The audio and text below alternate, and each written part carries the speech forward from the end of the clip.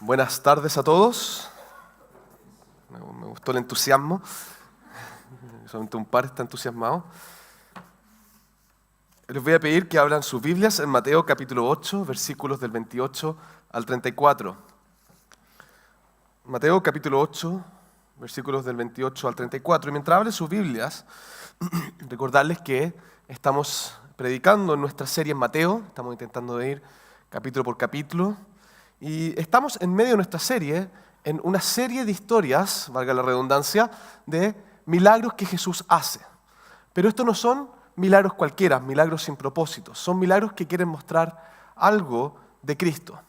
En primer lugar, vimos cómo Jesús sana la enfermedad y cómo Jesús es este gran rey que viene a restaurar aquello que está caído por medio de la enfermedad y el sufrimiento. La semana pasada vimos cómo Jesús vino a mostrar su autoridad y demostrar la procedencia de esa autoridad por medio de una tormenta. Como Él demostró que no solamente Él es una persona con un gran profeta, no solamente es alguien que tiene un poder derivado de Dios, sino que Él mismo tiene autoridad que solo le corresponde a Dios. Y eso estuvimos viendo la semana pasada, cómo Mateo nos ha estado intentando demostrar cómo Jesús es Dios. Y hoy día tenemos otra historia, también de milagros que Jesús hace, de quizás manifestaciones de esa autoridad. Y ahora particularmente, a diferencia de los otros casos, está dirigido contra un enemigo. Está dirigido contra alguien. El rey viene al frente de la batalla a tomar su espada y a luchar contra el enemigo y mostrar cómo él tiene autoridad incluso sobre ellos. Entonces vamos a leer las Escrituras ahora. Cuando llegó a la otra orilla, a la tierra de los Gadarenos, vinieron a su encuentro dos endemoniados que salían de los sepulcros, feroces en gran manera, tanto que nadie podía pasar por aquel camino. Y clamaron diciendo: ¿Qué tienes con nosotros, Jesús, Hijo de Dios? ¿Has venido acá para atormentarnos antes de tiempo? Estaba paciendo lejos de ellos un hato de muchos cerdos, y los demonios le rogaron diciendo: Si nos echas fuera, permítenos ir a aquel hato de cerdos. Él les dijo: Id. Y ellos salieron y se fueron a aquel hato de cerdos, y aquí todo el hato de cerdos se precipitó en el mar por un despeñadero, y perecieron en las aguas. Y los que los apacentaban huyeron, y viniendo a la ciudad contaron todas las cosas y lo que habían pasado con los endemoniados. Y toda la ciudad salió al encuentro de Jesús, y cuando le vieron, le rogaron que se fuera de sus contornos. Segundo. Si ustedes levanten la mano, quiero saber quién de acá ha visto El Señor de los Anillos. Quiero ver que estoy hablándole al público correcto, ¿ok? O leo los libros, también vale. Ya hay unos nerds ahí que leyeron los libros. Bien por ustedes. Allá también. En el tercer libro, película del Señor de los Anillos, tenemos una gran batalla final. Esto es un libro que cuenta esencialmente la batalla entre los buenos y los malos, que son los humanos, los elfos y una alianza contra los orcos. Y están en una gran batalla final al final de la película. Y esta gran batalla final ocurre en el país llamado Gondor, que es el último gran bastión de la humanidad, y donde estaban los humanos luchando contra los orcos, que eran de este ejército maligno de Sauron, que querían tomarse y destruir a la humanidad y tomarse toda la tierra.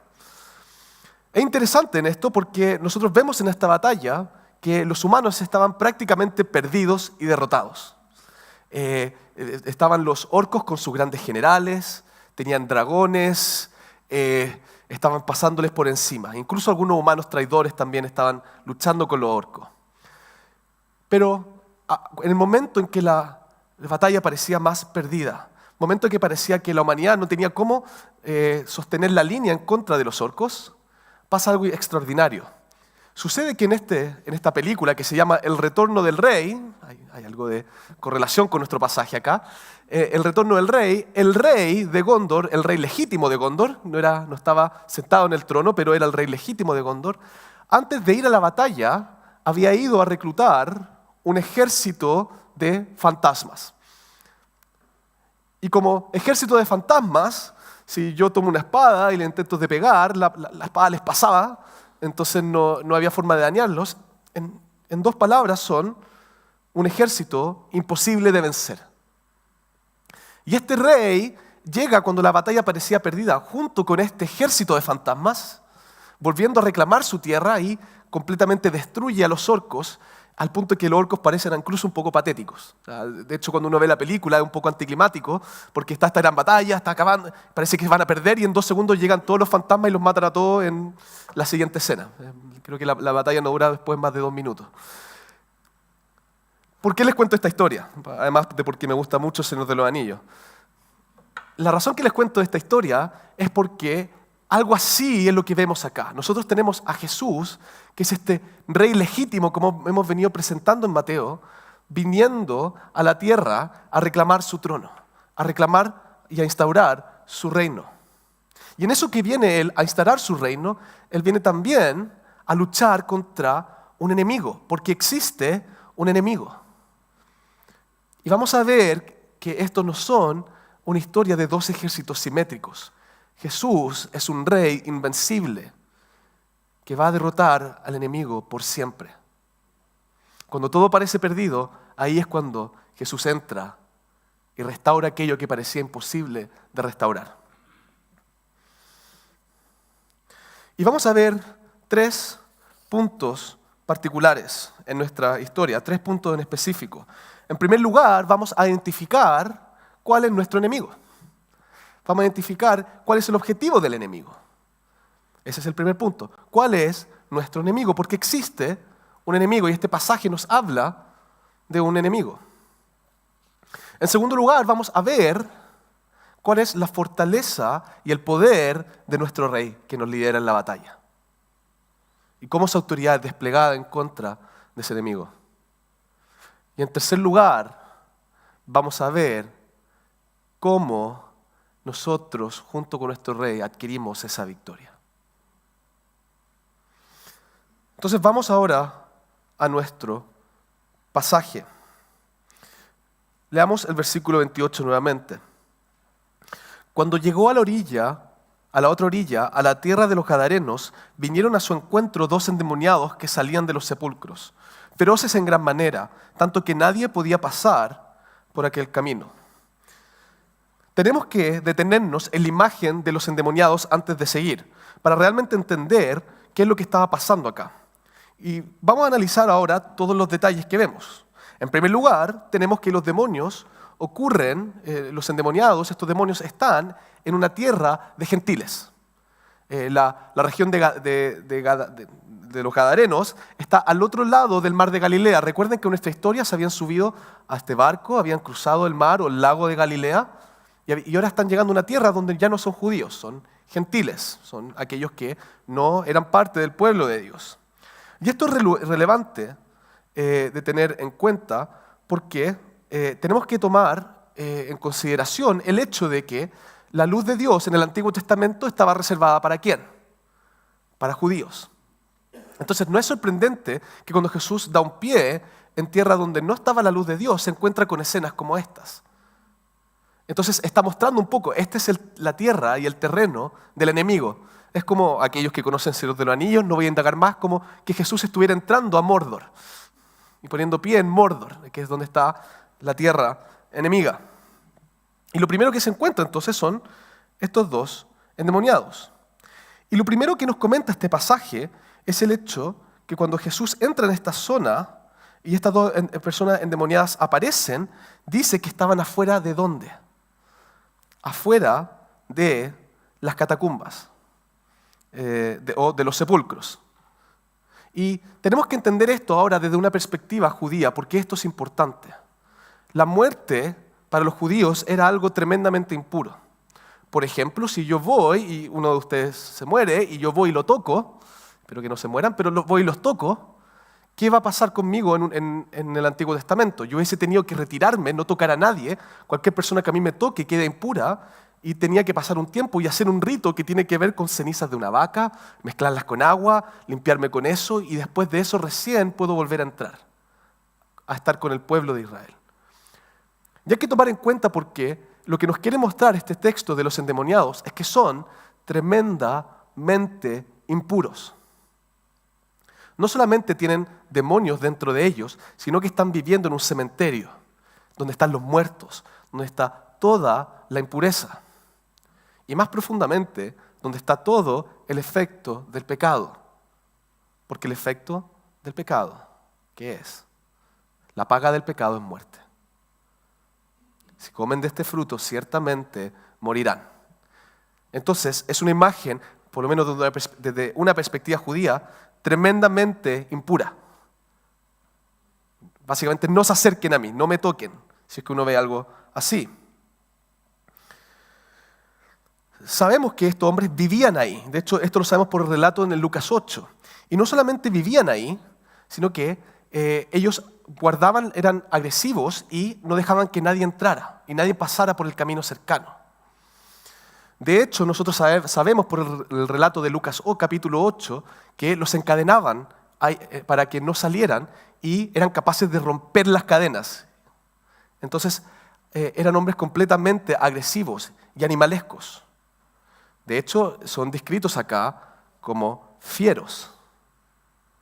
Son como fieras, son como animales. Es una degradación completa del ser humano.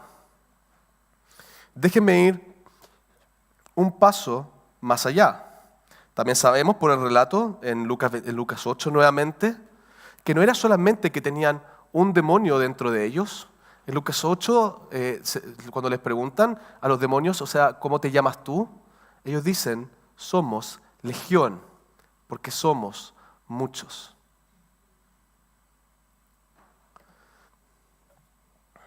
Y quiero dejar en claro, porque yo sé que hoy día esto está en boga, que estos no son hombres que la Biblia está diciendo que tienen problemas de salud mental, no es que tengan esquizofrenia, no es que pase algo químico en el cerebro.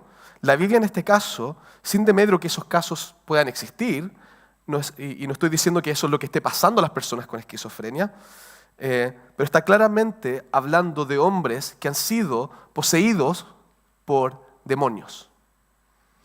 Tal como ustedes se lo imaginan, espíritus inmundos que están adentro de ellos, corrompiéndolos profundamente. Y quiero que nos detengamos acá un segundo porque cuando vemos la imagen de estos hombres, probablemente sucios, quizás sin ropa, quizás con ropas destruidas, actuando como animales, nos damos cuenta cuál es el objetivo del enemigo, de estos demonios. Porque ¿quiénes son los que están siendo corrompidos? Hombres. Hombres. Tomen en cuenta lo siguiente. El ser humano, a imagen y semejanza de quién fue creado. A imagen y semejanza de Dios. Esto que nosotros vemos en estos dos hombres, cuando Jesús viene como rey y los ve, este resultado de lo que él ve es una burla al Creador, es una burla a él mismo. Porque el hombre es imagen y semejanza de Dios. No hay nada que Satanás y los demonios quieran más que degradar y corromper y humillar la imagen de Dios. Porque como Satanás no puede atacar a Dios directamente, pero sí ha sido capaz y ha sido exitoso en corromper al ser humano, desde el jardín del Edén en adelante. Y lo que nosotros vemos acá es el destino que depara a las personas que se entregan completamente al pecado y que no buscan a Cristo y se alejan de su Salvador. Corrupción total. Puede que no ocurra en esta vida, pero va a ocurrir después. Es por eso, hermanos, que no podemos bajar la guardia. Porque la Biblia es clara. ¿Existen las tentaciones? Sí. ¿Existen nuestros propios deseos pecaminosos? Sí. ¿Le podemos echar la culpa a Satanás de todos los pecados que hacemos? No. Pero por cierto que Satanás quiere hacernos caer. Por cierto que Satanás quiere tomarnos a nosotros. Por cierto que Satanás quiere corrompernos a nosotros porque Satanás odia a Dios y por lo tanto odia su imagen y semejanza. Y a veces nosotros vivimos nuestra vida como si no hubiese un enemigo. Y eso nos quita el sentido de la urgencia, de por qué tenemos que armarnos con una palabra y estar en oración todo el tiempo.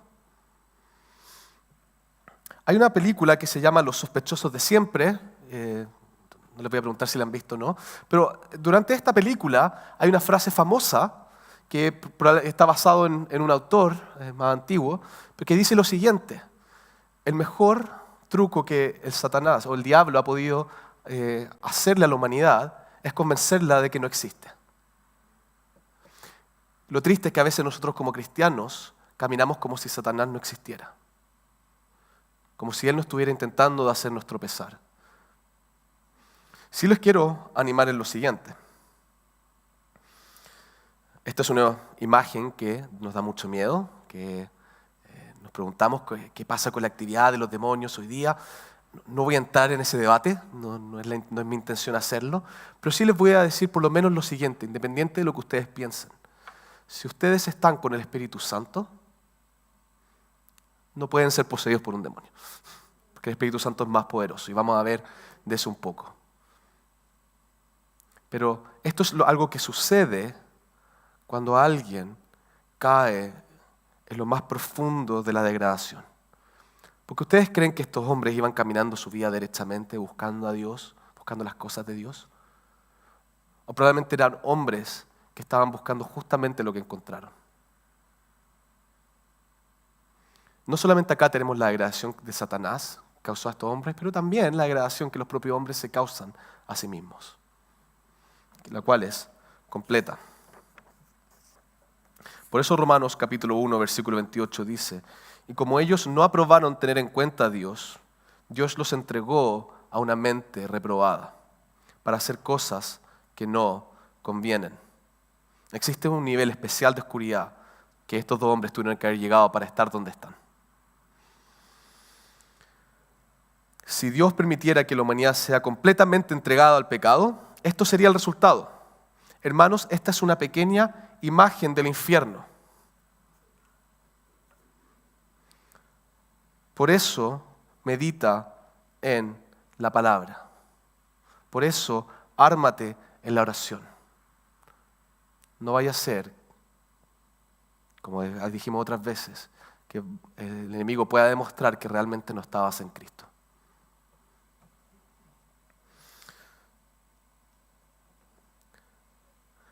Pero esta no es una contienda desigual, como decía Arturo Prat.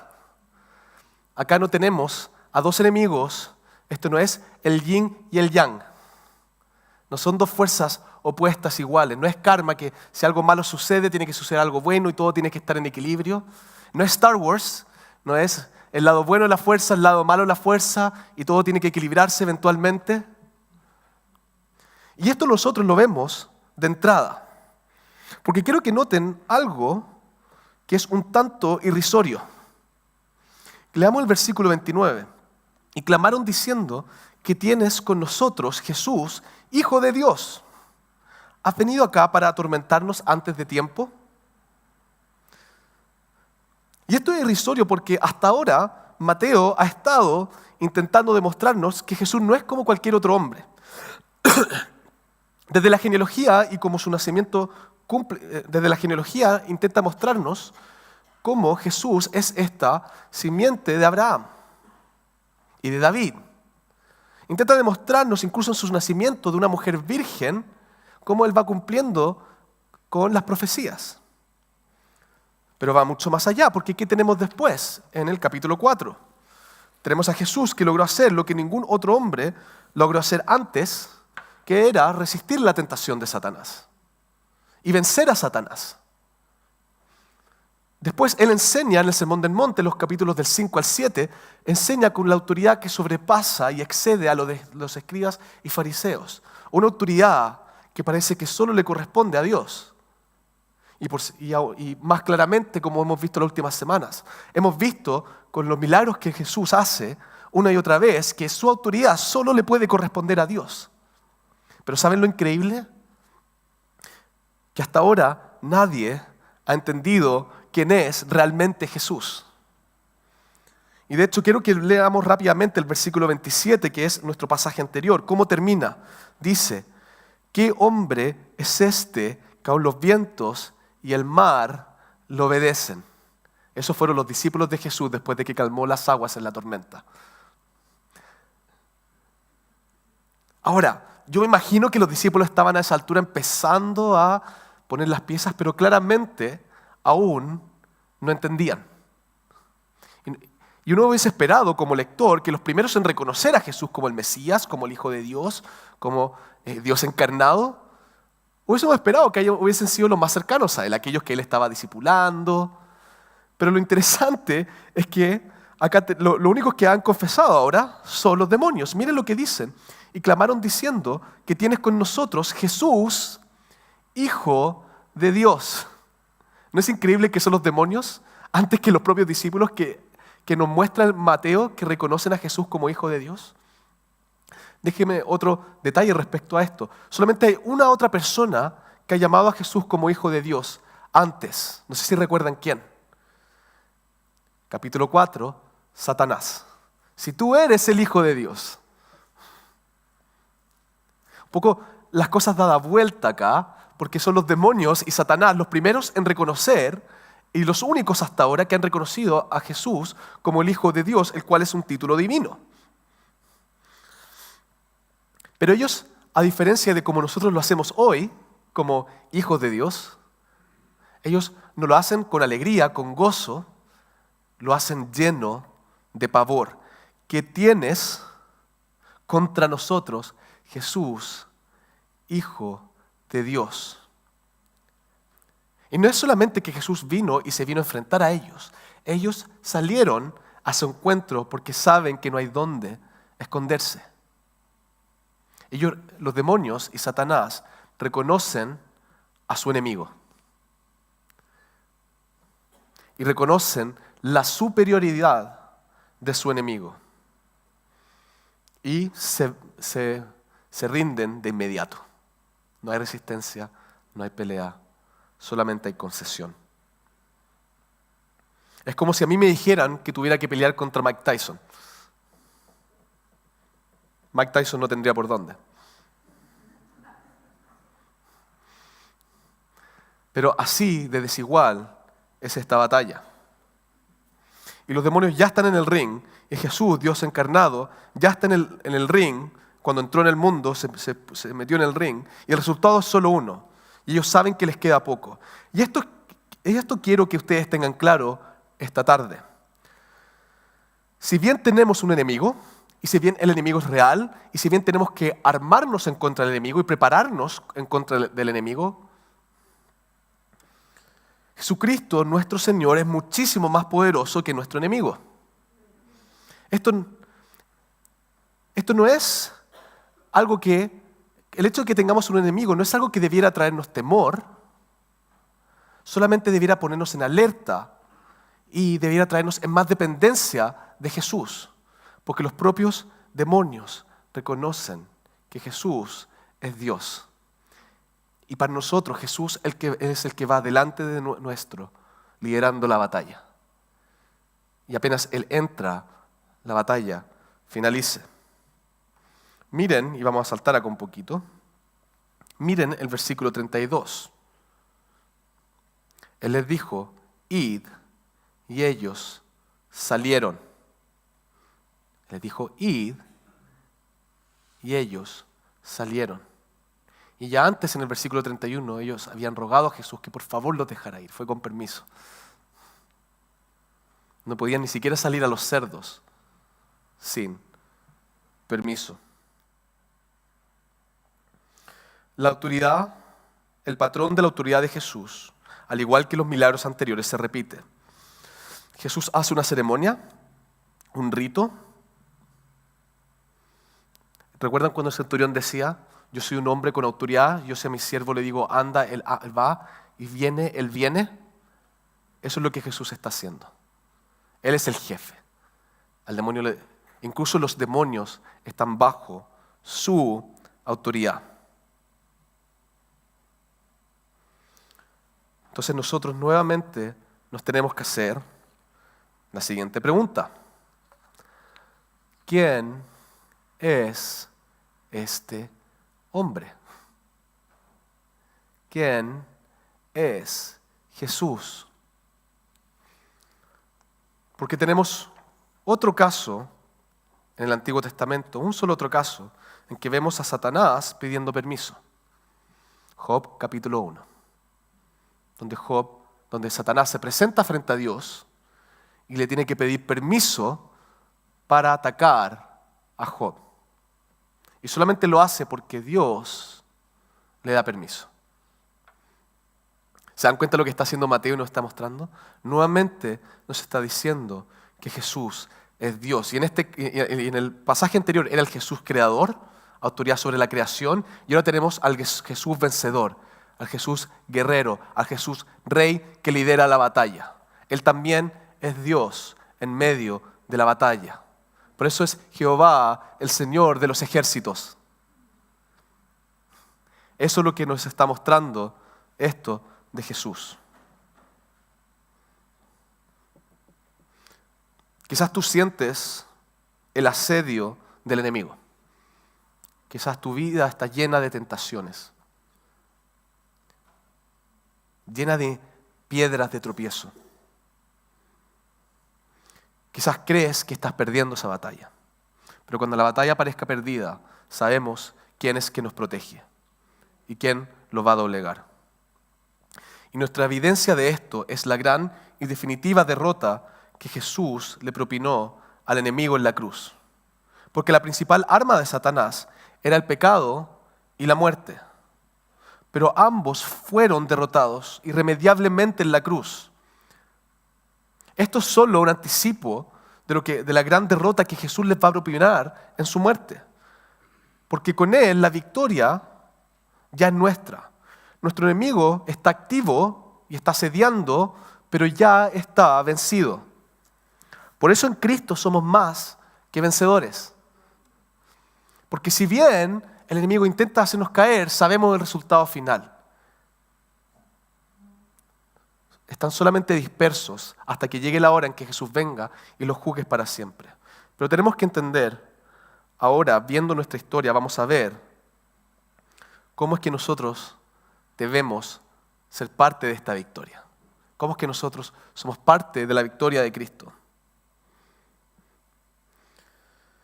Entonces quiero que ahora sí veamos los detalles que están más atrás.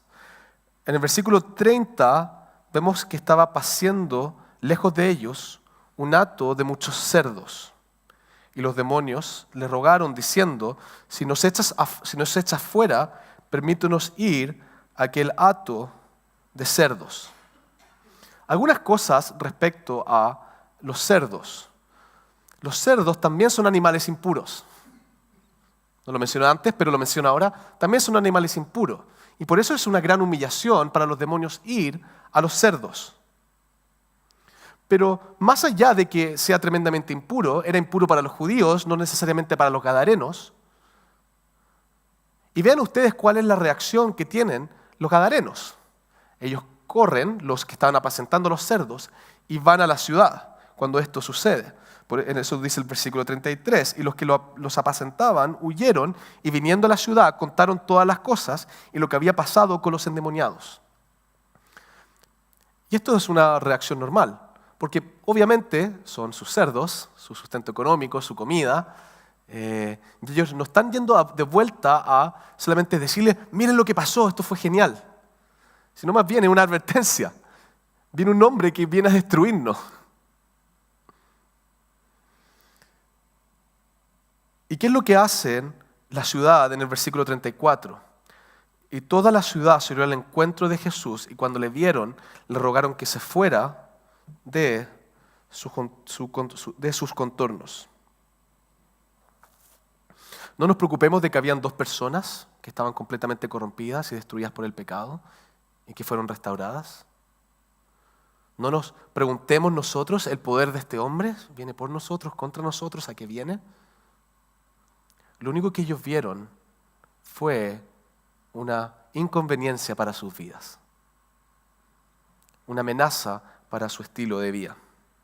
Porque muchas veces pueden haber personas que incluso viendo el poder de Cristo, incluso aquellos que han visto cómo sus amigos y familiares son transformados por Cristo, cómo ven que sus familias los tratan mejor, cómo los hijos honran mejor a los padres. Pueden incluso ver los beneficios de la obra de Cristo en una persona y aún así rechazar a Cristo. ¿Por qué? Porque no entienden. Porque Jesús es una inconveniencia. Es alguien que viene a irrumpir sus vidas. Y muchas veces también somos nosotros los que actuamos de esta forma. Nosotros hemos visto el poder de Dios. Nosotros hemos visto cómo Jesús nos transforma. Pero no queremos que Jesús sea el Señor de nuestra vida porque no estamos dispuestos a soltar los tesoros que habitan en nuestro corazón.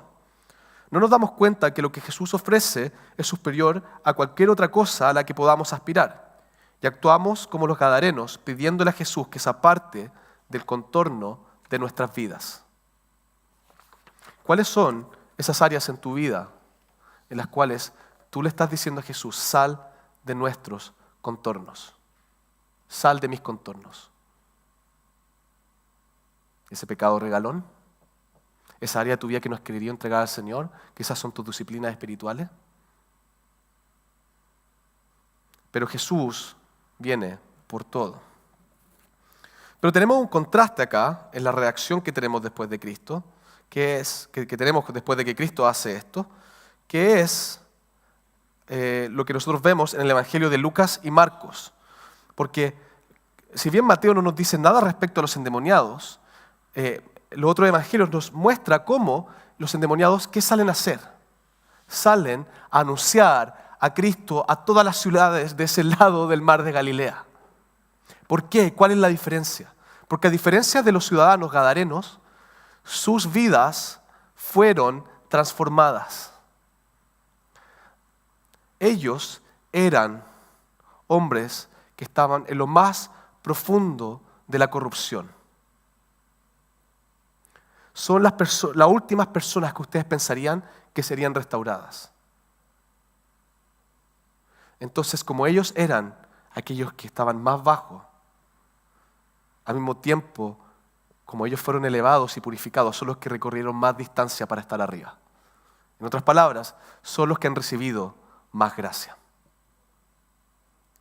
Y aquel que recibe más gracia tiene más de qué estar agradecido. Y ellos han recibido una gracia que es incalculable e inimaginable.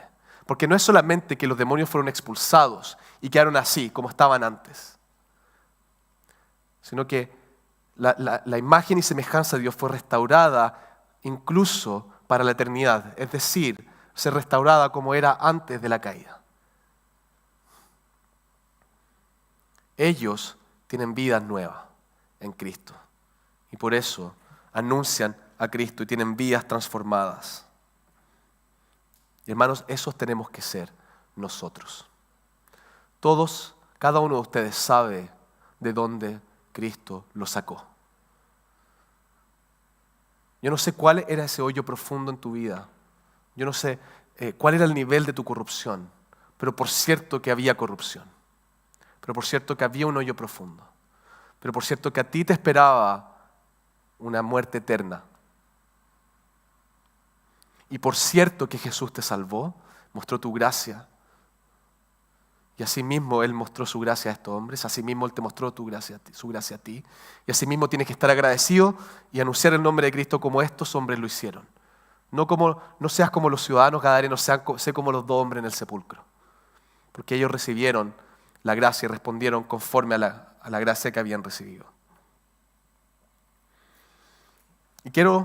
Y así es como nosotros somos parte de la victoria de Cristo, recibiendo su gracia, anunciando su nombre. Quiero cerrar con las siguientes aplicaciones. En primer lugar, que tengan confianza de lo siguiente. Si tú eres un cristiano, puedes estar seguro de tu salvación porque el poder de Cristo es tan grande que ni siquiera ese poderoso enemigo es capaz de sacarte de su mano. Su autoridad es tal que con solo decir la palabra puede repeler a quienes te acosan y buscan hacerte tropezar. Si el enemigo te acecha, la autoridad de Cristo es tal que el enemigo te acecha bajo su permiso. bajo su autoridad. Entonces no tienes nada que temer. Lo que Jesús te está intentando enseñar ahí es que busques refugio en aquel que es más fuerte. Porque no eres tú el que es más fuerte, es Cristo quien es más fuerte. Busca refugio en Él.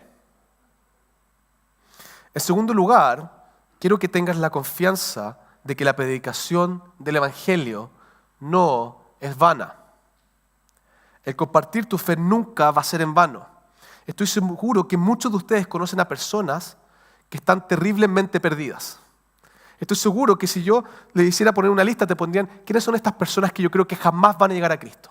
Es imposible. No hay ninguna posibilidad. Por más que yo les predique el Evangelio, por más que yo comparta mi vida con ellos, por más que yo les muestre quién es Cristo, jamás se van a poder convertir. Estoy seguro que todos ustedes, yo tengo mi lista de personas que yo creo que jamás podrían convertirse. Pero ¿qué nos muestra aquí? Que nadie, no importa cuál sea el pecado, nadie está tan lejos que el poder de Cristo no pueda restaurarlo. Y espero que eso les traiga confianza para predicarle el Evangelio, incluso a aquellas personas que ustedes creen que no pueden estar más bajo y no pueden estar más lejos de Dios. Porque algo que a Dios nos maravilla día tras día y yo creo que a Dios le encanta hacer es traer justamente a esas personas para humillar a los soberbios. Y en tercer lugar, quiero hablarte a ti que no conoces a Cristo. Quizás has pensado que tú estás muy lejos, que es imposible que Dios pueda salvarte y hacerte un hijo. Quizás tú eres esa persona que está tan lejos de Dios que cualquiera que te mire te vaya a decir, es imposible que esta persona sea cristiana. Quizás seas esa persona que si algún día mañana entra a la iglesia van a decir cómo no se quema cuando entra en la iglesia. Quizás tú eres esa persona que crees que te sientes sucio, indigno, imposible de amar, que si supieran cómo soy, Dios me rechazaría. Pero Dios sabe cómo tú eres. Dios sabía cómo eran estos endemoniados. Dios sabía lo corrompido que estabas. Tú no estás muy lejos. No estás tan lejos que Dios no pueda salvarte. Que Cristo no pueda salvarte. Él puede restaurarte. Él puede traerte de vuelta. Él puede liberarte. Él puede hacer de ti un hijo del Dios Altísimo. Porque fue en la cruz que todo su poder se manifestó para salvar a personas como a ti. Corre a Él, búscalo, porque tu búsqueda no va a ser en vano. Y hermanos, es cierto que tenemos un enemigo poderoso. Es cierto que, una mala frase quizás, pero es cierto que tenemos un enemigo.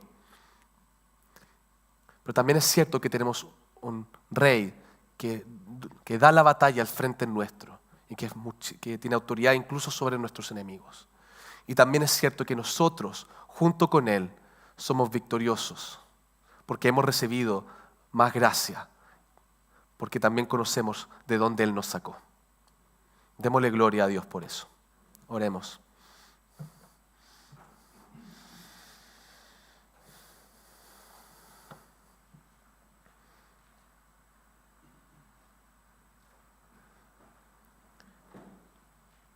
Amado Padre Celestial, damos las gracias, Señor, por el Hijo, por Jesucristo. Gracias por ese Rey que va delante nuestro dando la batalla por nosotros. Sabemos, Señor, que hay un enemigo que está intentando hacernos caer, pero también sabemos, Señor, que tú nos has dado la victoria. Te pedimos, Señor, que nuestros corazones estén completamente invadidos por el regocijo de saber que hemos recibido tu gracia. De saber que Cristo ya ganó esa batalla por nosotros. Te pido, Señor, que también nos ayudes a caminar dando la lucha, sabiendo que Jesús puede transformar incluso aquello que está más caído. Y te rogamos, Señor, que tu protección jamás nos abandone. Te rogamos, Señor, que Jesucristo siempre esté con nosotros. Y te rogamos por aquellos que no te conocen, Señor, que están lejos y corrompidos, para que tú restaures tu imagen y tu semejanza en ellos, para que estén junto con nosotros también, adorándote, Señor. Oramos esto en el nombre